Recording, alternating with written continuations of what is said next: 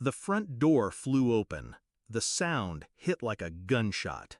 3 heads snapped toward me, my father's, my mother's, my sister's. They froze. I didn't. I stepped in, silent, calm, deadly. The kind of calm that only comes when your blood stops boiling and turns to ice.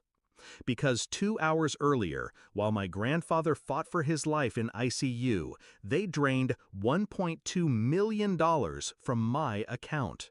My account, the money I had built for one reason, to save him. And when I heard my sister smirk, "We need that money more than he does," when I heard my father say, "He should just die," something in me snapped. Not outwardly, not in the way they expected. I smiled and planned. Backstory. They raised me on discipline. My father barked orders, my mother enforced silence. My sister learned cruelty by osmosis. I was the outlier, quiet but relentless. The one they underestimated because I chose patience over noise. My grandfather was the only one who saw me, the only one who believed in me. He taught me that real strength isn't volume, it's precision.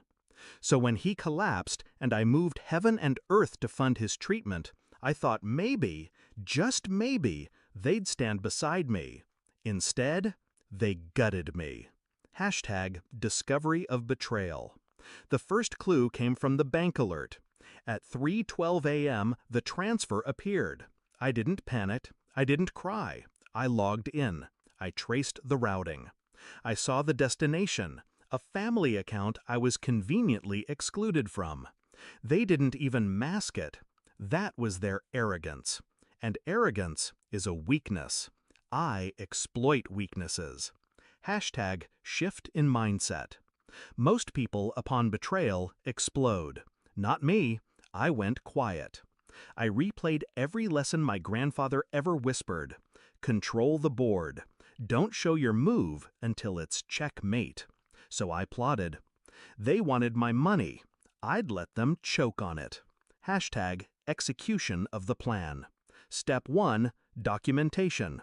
I pulled every transaction, every message, every voicemail where their greed bled through. Evidence. Cold and undeniable. Step 2, isolation. I froze the family account. Not overtly. I rerouted it under investigation status, flagged as fraudulent transfer.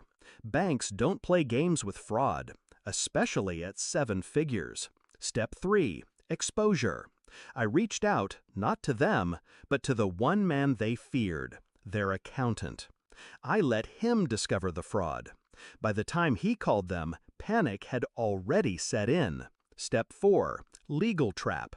I filed an injunction through my attorney, locking their assets, quietly, efficiently. Every house, every car, every toy they loved suddenly became untouchable. And step 5, the confrontation. Hashtag climax.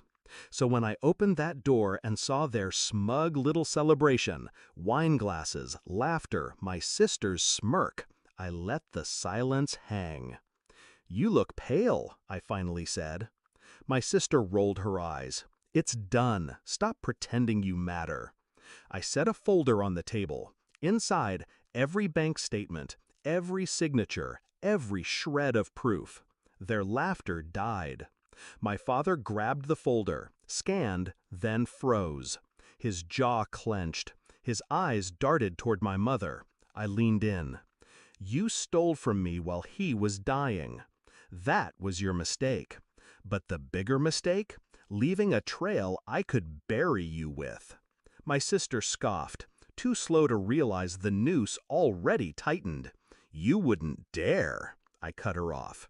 Calm, precise. Look out the window. 3 black cars sat at the curb. Attorneys, auditors, law enforcement on standby. Not for me, for them. I watched realization crawl across their faces like rot. My father tried to speak, stuttered, failed. "You drained my account," I said softly. "So I drained your freedom." Hashtag resolution. 36 hours later, they weren't celebrating. They were drowning. Assets frozen, accounts seized, reputation shredded. Their accountant called me, voice shaking. 78 missed calls, he said. Your parents are desperate. I smiled. Tell them I said, understood. #reflection. Grandfather survived. The hospital bills were paid in full because I'd kept a reserve they never knew about. When he opened his eyes, I held his hand. I told him everything. He didn't cry. He didn't rage. He simply whispered, checkmate. And in that moment, I understood the gift he had given me. Not money, not approval, but the patience to turn betrayal into justice. My family thought they bled me dry, but in the end, they learned the truth the hard way. You don't steal from the quiet one. Because silence doesn't mean weakness. It means you never heard the knife being sharpened.